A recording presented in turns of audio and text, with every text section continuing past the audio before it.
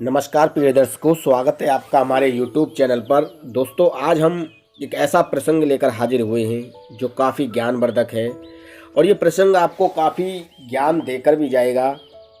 और ये प्रसंग है कुकर्मों का फल, कि जो आप कर्म करते हैं उन कर्म के हिसाब से ही आपको फल मिलता है। उन कर्मों का आपको भुगतान करना पड़ता है, चाहे आप वो कर्म पूर्व जन्म में कर आए हैं या फिर इस जन्म में किए हैं। उन कर्मों का भुगतान आपको निश्चित ही करना पड़ता है। प्रिय दर्शकों, ऐसी कहानी का प्रसंग लेकर हम आपके बीच हाजिर हुए हैं। प्रिय दर्शकों, ये कहानी कोई हमारी मनगढ़ंत कहानी नहीं है, ये वेद पुराण शास्त्रों से ली गई कहानियाँ हैं।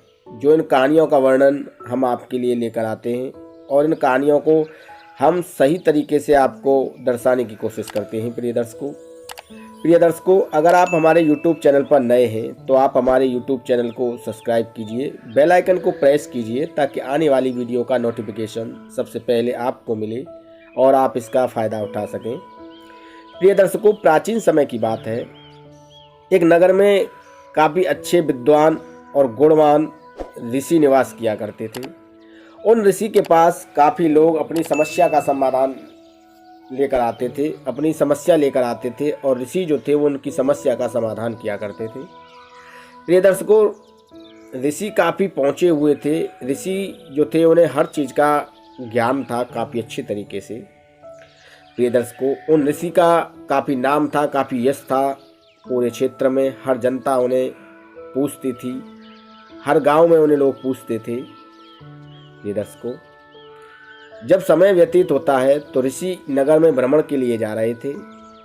रास्ते में एक कसाई की दुकान पड़ती है और ऋषि देखते हैं कि एक कसाई जो था वो मांस तोल रहा था और जो मांस वो तोल रहा था, वो मीट को जो तोल रहा था, उसमें भगवान शालिग्राम उसके कांटे पर रखे हुए थे। यह देखकर ऋषि काफ़ी व्याकुल हो जाते हैं, काफ़ी चिंतित हो जाते हैं। प्रिय दर्शकों, ऋषि जो थे वो उस कसाई की दुकान पर जाते हैं और वहाँ कहते हैं, अरे ठाकुर साहब, आप मांस तोल रहे हैं, आप मीट का विक्रय कर रहे हैं। प्रिय दर्शकों, कसाई ऋषि मुनि की बात सुनकर चौंक जाते हैं और ऋषि मुनि से कहते हैं कि हे ईश्वर, मैं तो एक कसाई हूँ, आप ठाकुर किसे कह रहे हैं? यहाँ तो कोई ठाकुर नहीं है।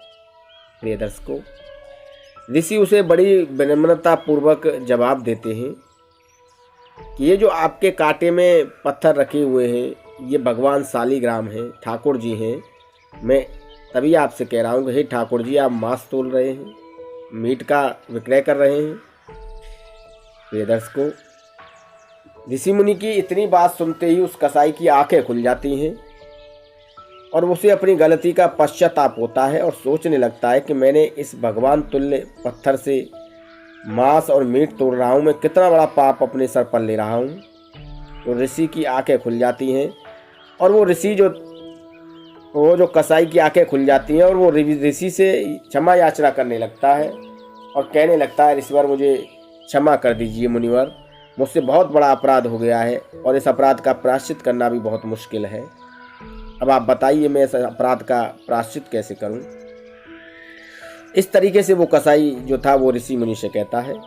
मुनिवर कहते हैं, देखो, ये जो शालिग्राम जी हैं ये हमारे भगवान हैं, आप स्नान कीजिए और गंगा जल से इस शालिग्राम जी को पवित्र कीजिए और इसे किसी मंदिर में स्थापित कीजिए।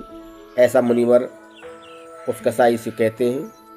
कसाई मुनिवर की बात मान जाता है और उस शालिग्राम जी के पत्थर को शुद्ध करके और खुद नहा करके स्नान करके उस पत्थर को, शालिग्राम जी को मंदिर में स्थापित कर देता है। प्रिय दर्शकों, और उसी वक्त वो दुकान अपने बच्चे को थमा देता है और कह देता है कि मैं अब ईश्वर की भक्ति करूँगा, मैं एक लंबी तीर्थ यात्रा पर जा रहा हूँ और तुम इस दुकान का ख्याल रखना, और मुझसे एक बहुत बड़ा पाप हो गया है और मैं उस पाप का प्रायश्चित करूँगा। यह कहकर वो कसाई अपनी दुकान अपने बच्चों को सौंपकर तीर्थ यात्रा के लिए रवाना हो जाता है। प्रिय दर्शकों, जब वो ऋषि की बात मानकर यात्रा के लिए रवाना हो जाता है तो वो कई नगर में भ्रमण करने के बाद एक नगर में पहुंचता है। सायंकाल का सूर्य ढल चुका था। अब उस कसाई को वहां पर रुकने के लिए कोई जगह चाहिए थी। प्रिय दर्शकों, वो कसाई एक दरवाजे पर पहुंचता है, उस नगर में एक घर के दरवाजे पर पहुंचता है और कहता है कि मैं एक मुसाफिर हूं और मैं ईश्वर की भक्ति के लिए निकला हूं, एक फकीर हूं। मुझे आपके यहाँ आज रात रुकने का आसरा चाहिए। क्या मैं आपके घर एक रात के लिए ठहर सकता हूं? प्रिय दर्शकों, वो व्यक्ति उस मुसाफिर जो था, जो कसाई जो था, उसे रुकने के लिए कह देता है। जो मकान का मालिक था उसे रुकने के लिए कह देता है और उसके भोजन की व्यवस्था कराता है। उसे भोजन करा के वो उसे अपने घर में शरण देता है। प्रिय दर्शकों, उसी घर में उस मकान मालिक जो था उसकी पत्नी भी रहती थी। पत्नी उस कसाई को देखकर मदमुक्त हो जाती है। जब कसाई रात को अपनी चारपाई पर सो रहा था, तब वो स्त्री उस कसाई के पास आकर सो जाती है। यह देखकर वो कसाई चौंक जाता है और कहता है कि तुम यहाँ कैसे, और हम इस तरह के आदमी नहीं हैं, हम एक फकीर हैं, एक संत हैं। प्रिय दर्शकों, वो स्त्री कहती है कि जब तुम आए थे मैंने तुम्हें तभी से पानी की इच्छा जाहिर की थी और मैं तभी तुम पर मदमुक्त हो गई थी, तुम पर मर मिटी थी। प्रिय दर्शकों, जब वो इस बात को कहती है उस संत से, उस कसाई से, तो वो काफ़ी व्याकुल और काफ़ी चिंतित और काफ़ी परेशान हो जाता है। सोचने लगता है मैं यहाँ किस मुसीबत में पड़ गया। प्रिय दर्शकों, उस संत ने बड़े धैर्य से काम लिया, उस फकीर ने बड़े धैर्य से काम लिया, उस कसाई ने, और वो उस स्त्री से कहता है कि देखो तुम्हारे पति दूसरे कमरे में सोए हुए हैं, आप उनके पास जाइए। प्रिय दर्शकों, वो स्त्री इस बात के लिए मना कर देती है और वो स्त्री कहती है कि आपके और मेरे बीच में मेरा पति ही रोड़ा बना हुआ है। वो स्त्री एक तलवार उठाती है और अपने पति के कमरे में जाती है और उसका शीश काटकर उस कसाई के पास आती है और कहती है, ये देखो, ये मेरा पति जो हमारे तुम्हारे बीच में रोड़ा बना हुआ था, मैंने इसे ख़त्म कर दिया है, इसे मिटा दिया है। प्रिय दर्शकों, वो जो कसाई था, जो संत था, वो काफ़ी परेशान हो जाता है और सोचने लगता है कि मैं किस मुसीबत में फंस गया। प्रिय दर्शकों, वो जो कसाई था वो उस स्त्री को समझा बुझाकर, उसे सांत्वना देकर, उसे भरोसा देकर वहाँ से निकल जाता है। और जब वो जा रहा था वहाँ से निकलकर, तो काफ़ी रो कर जा रहा था, उसकी आंखों से आंसू बह रहे थे। सोचने लगता है कि ये मैंने ईश्वर क्या दृश्य देखा है और हे ईश्वर, ये आपने मुझे क्या दृश्य दिखाया है। वो काफ़ी चिंतित और काफ़ी परेशान और काफ़ी व्याकुल हो जाता है।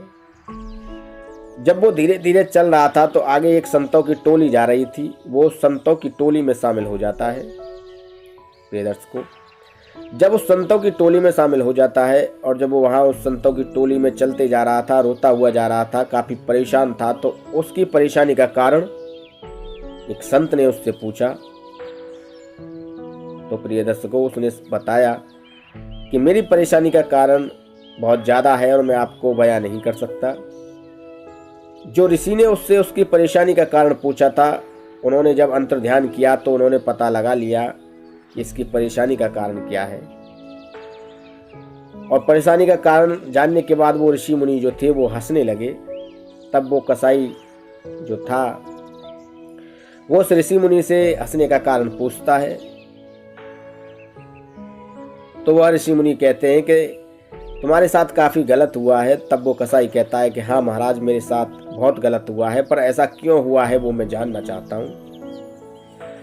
तब उस संत ने कसाई को बताया कि यह सब तुम्हारे पिछले कर्मों का फल है। जो बीज तुमने पिछले जन्म में बोए हैं, उन कर्मों का ये फल है जो तुम्हें इस जन्म में भोगना पड़ रहा है। प्रिय दर्शकों, यह बात सुनकर वो कसाई काफ़ी व्याकुल और काफ़ी परेशान हो जाता है। फिर वो पुनः संत से आग्रह करता है कि मुझे पूरा विस्तार से बताइए।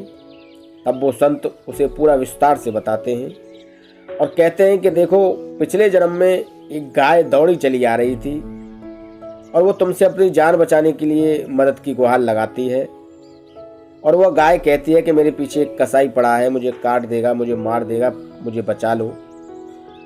और तुम उस गाय की कोई मदद नहीं करते हो।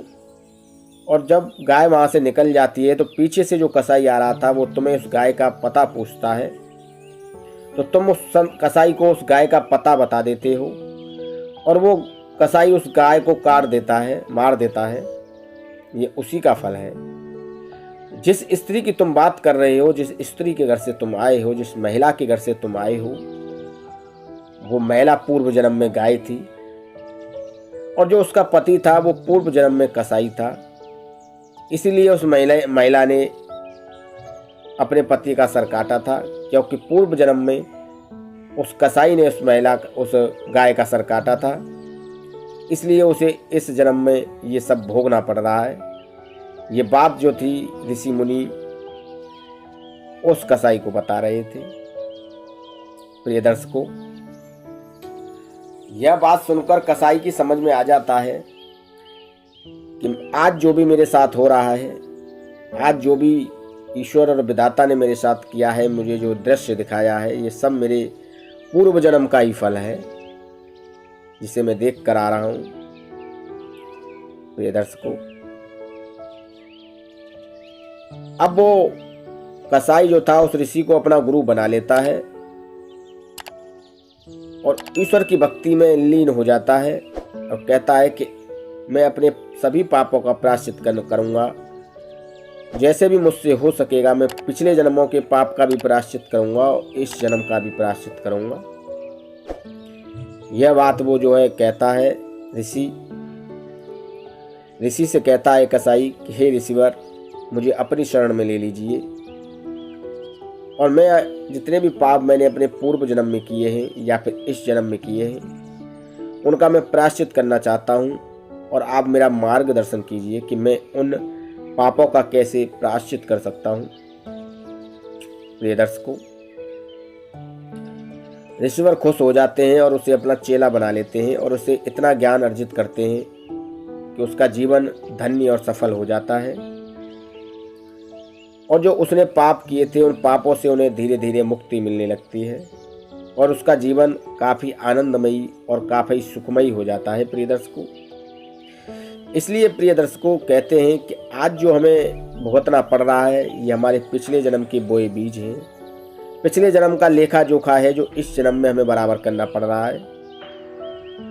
इसलिए हम आपसे कहते हैं कि इस जन्म में ऐसे कर्म कीजिए जो आपको अगले जन्म में ना भुगतने पड़े। प्रिय दर्शकों, अगर इस जन्म में हो सके तो आप दान पुण्य कीजिए। हम ये नहीं कहते कि आप अपना घर लुटा दीजिए, आप अपनी सामर्थ्यता के अनुसार अगर आप 100 रुपये कमाते हैं तो 1 रुपये का जरूर दान कीजिए, क्योंकि दान का पल्ला और पुण्य का पल्ला जो होता है वो पाप से कई ज़्यादा अधिक वजन का होता है। अगर आपने पूर्व जन्म में पाप किए होंगे या इस जन्म में पाप किए होंगे तो आपके दान पुण्य के करने से वो पाप जो है मिट जाएंगे, क्योंकि दान पुण्य का जो पल्ला होता है वो पाप से कहीं ज़्यादा भारी होता है।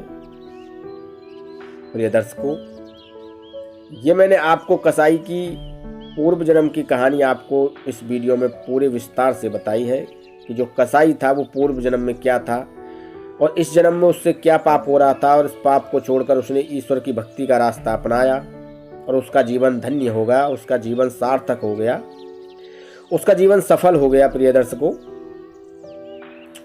दर्शकों, हम आशा करते हैं कि आप हमारी इस कहानी से काफ़ी प्रसन्न हुए होंगे और इस तरह की कहानी से आपको काफ़ी प्रेरणा मिली होगी। और इस तरह की कहानी हम अपने चैनल पर प्रतिदिन आपके लिए लाते रहते हैं और प्रतिदिन आपके ज्ञान को निरंतर बढ़ाने की कोशिश करते रहते हैं, ताकि इस तरह की कहानियों से आप काफ़ी ज्ञान अर्जित कर सकें और इस कहानी को सुनकर आप इस तरह की कहानी को अपने पास पड़ोसी मित्र व सगे संबंधियों को भी बता सकें, वो अपने परिवार में भी बता सकें, ताकि उनका भी जीवन धन्य हो जाए, उनका भी जीवन सार्थक हो जाए और उन्हें भी सब पापों से मुक्ति मिल जाए। मेरे दर्शकों, मैं आपसे यही आशा करता हूं कि आप इस कहानी को ज़्यादा से ज़्यादा शेयर करेंगे अपने पास पड़ोसियों में, अपने सगे संबंधियों में, सोशल मीडिया पर आप इसे शेयर कीजिए, ताकि हर व्यक्ति ऐसी कहानी से प्रेरणा लेकर अपने जीवन को सार्थक बना सके और जो पाप जिस व्यक्ति ने इस जन्म में जाने अनजाने में किए हैं और पापों का वो व्यक्ति प्रायश्चित कर सके और कुछ दान पुण्य धर्म करके वो व्यक्ति अपने जीवन को सार्थक और सफल बना सके। प्रिय दर्शकों, हम आशा करते हैं कि वीडियो में दी गई जानकारी आपको अच्छी लगी होगी। प्रिय दर्शकों, अगर आप हमारे YouTube चैनल पर नए मेहमान दर्शक बनकर आए हैं तो आप हमारे YouTube चैनल को सब्सक्राइब कीजिए, बेल आइकन को ऑन कीजिए ताकि आने वाली वीडियो का नोटिफिकेशन सबसे पहले आपको मिले और आप इसका फ़ायदा उठा सकें। प्रिय दर्शकों, इस तरह की कहानी हम अपने चैनल पर आपके लिए प्रतिदिन लाते रहेंगे और आपके ज्ञान को निरंतर बढ़ाते रहेंगे, ऐसी हम आशा करते हैं, ऐसी हम उम्मीद करते हैं। प्रिय दर्शकों, धन्यवाद, नमस्कार।